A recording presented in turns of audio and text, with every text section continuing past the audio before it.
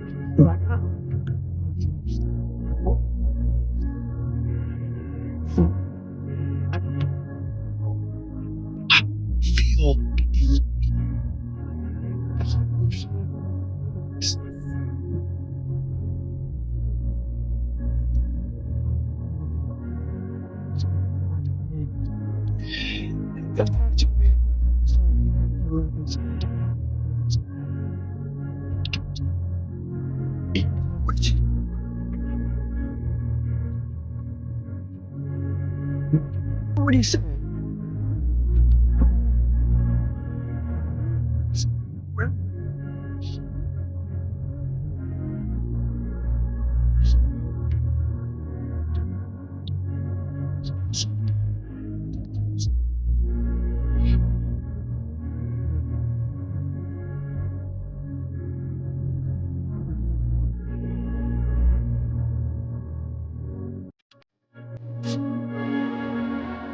Risk used to drive me right up the wall. I used to say, what if this happens? It's called the language of the poor. What if this happens? And on top of that, if this was to happen, look at the fix I'd be in. I better not try. Then I'll tell you what changed my whole life when I finally discovered it's all risky. The minute you were born, it got risky. If you think trying is risky, wait till they hand you the bill for not trying. If you think investing is risky, wait till you get the tab for not investing. See, it's all risky. Getting married is risky. Having children is risky. Going into business is risky. Investing your money is risky. It's all risky. I'll tell you how risky life is. You're not going to get out alive. When you get older, you think about things. My estimate historically, 80% of the time it ends up in the can like Johnny Shack. No risk, no reward. What matters is, at some point, you have to identify what you want to do, and you've got to become the best in the world at that, period. Not really good, you've got to be the best in the world. So your thing in life, at something, you've got to become the best in the world at it. And if you're not prepared to go in with that mentality, you're never going to get anywhere. I'm speaking to all of you out there that want to do something unbelievable. So many of us come from these small places in our mind that we're not willing to think outside only what we've seen. Our mind works in such a small compartment. And one thing I was able to do was to dream. And until you're able to really put yourself into that dream, but don't make dreams your master, that's where you truly become what you're destined to become. So you're always trying to come up with reasons that you don't have to do it today. But if you're building the muscle either way. You're either building the muscle that says, I do what I say, I keep the commitments that I make, or you're building the muscle that says, I make excuses, I don't do what I say, I can't be counted on, right? And so when we think about discipline, it's really about like, what promises are you going to keep? And the tricky thing is you're keeping promises to yourself that nobody even knows that you made, right? It's not like, hey, you made this commitment. If I don't write this book by this time, like, I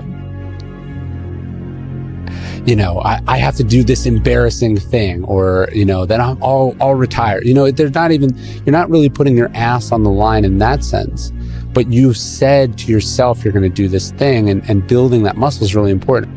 When I was like 17 years old and I didn't know what I wanted to do with my life, as you guys know, I created I created my Twitch account in 2019. I had 1 viewer for an entire year. That 1 viewer was my dad. Well, you should be afraid of taking risks and pursuing something meaningful. But you should be more afraid of staying where you are if it's making you miserable. It's like the first thing you want to do is dispense with the idea that you get to have any permanent security outside of your ability to contend and adapt. It's the same issue with children. It's like you're paying a price by sitting there being miserable. And you might say, well, the devil I know is better than the one I don't. It's like, don't be so sure of that. The clock is ticking. Yeah, and if you're miserable in your job now and you change nothing, in 5 years, you'll be much more miserable and you'll be a lot older. You might not control the raw talent, but you sure as hell control the effort. It's about grinding harder, pushing further, sweating more. It's about turning every damn ounce of your being into a relentless pursuit of excellence. You become the fucking nightmare of everyone in your field because while they're resting on their laurels, you're out there, grinding, improving, outworking every single one of them. Hey, Theo, this is Greg from Indiana. I actually just wanted to call and tell you, so I was at work the other day, and I've just been kind of in this, rut at work. It's not a bad job, but I just really want to get out of it. So I was catching up on some of your podcasts, and you said something that, resonated with me. You know, you said, nothing changes if nothing changes. I thought about it, and I went home, and I applied for a job I'm probably not qualified for, but I was like, I'll just take a shot. And the next day, I get a call from them. Have the interview, it goes well. She says she's going to set me up with in-person interview. Never even had it. They emailed me a few days later, and I got the job. So now I'm going to be doing a job that I think I will appreciate more and enjoy more, and I'll be making double the money that I'm making now. I'm going to have setbacks, I know. But if I'm feeling bad, that doesn't mean I'm doing bad. That doesn't mean I am bad. That doesn't mean that I can't still take some action.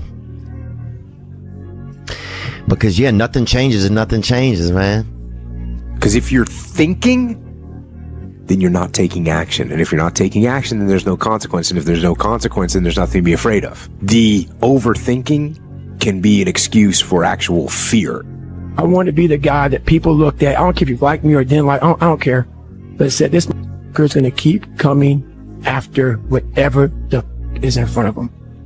Man, I like to picture God looking down and saying, yeah, but that boy just won't quit.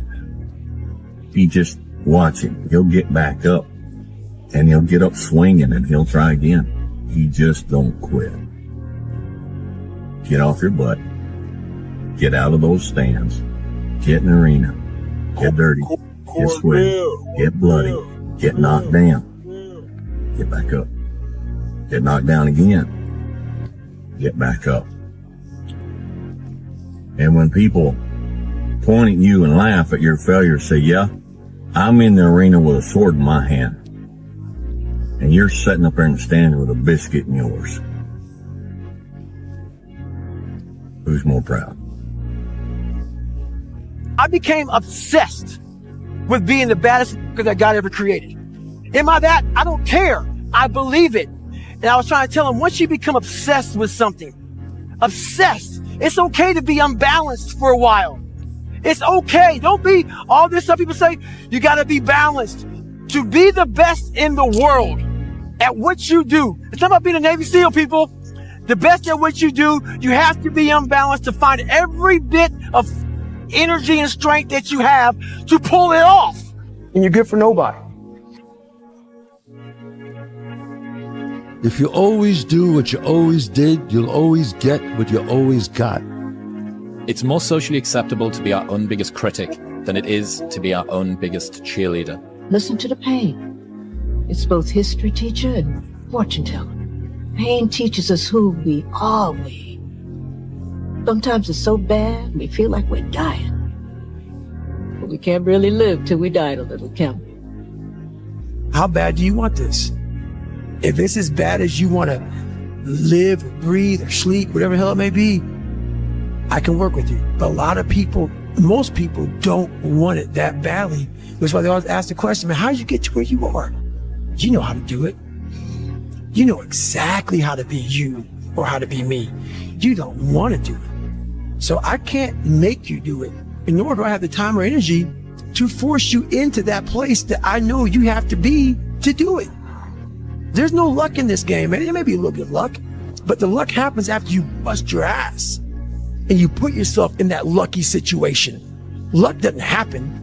You put yourself in that situation where luck might happen. Make a damn schedule and stick to it so that you have the day you want. That's the trick. It's like, okay, I've got tomorrow. If I was going to set it up so it was the best possible day I could have, what would it look like? Well, then you schedule that. So if you want more free time, you need more disciplined time, more scheduled time towards the things that matter, the more vacation time for you and your family. That's how you get ahead. What's your distraction? Just be honest. Are you distracted by ESPN? Are you distracted by movies, Netflix, video games, gossip? Are you distracted with things that don't matter in your life? Ask yourself truthfully, your big goals and dreams. Can you get laser obsessively focused almost to its exclusivity for an extended period of time? I'm talking about a year, 2 years, 3 years, 4 years, 5 years, even a decade towards something you want so badly you want it like oxygen. It's like you want it like you want to live. Are you extendedly laser focused on it, or do you get distracted easily? Our obsessions become our possessions, but we won't possess them if we're not truly obsessed. We have two voices in our mind. It's that one voice that we love to hear. It's that soft motherfucker that says, sleep the fuck in. It's okay. Well, there's another motherfucking voice that wakes you up in the middle of the night. It's that demon voice that whispers in your fucking ear that says, get up, motherfucker. You're not fucking good enough. You gotta work fucking harder. You haven't put enough time in. It's that voice you want to run away from. It's that voice you don't want to fucking hear. But guess what? It's that voice you need to fucking listen to. You thought for 1 minute that you broke me. You got me twisted.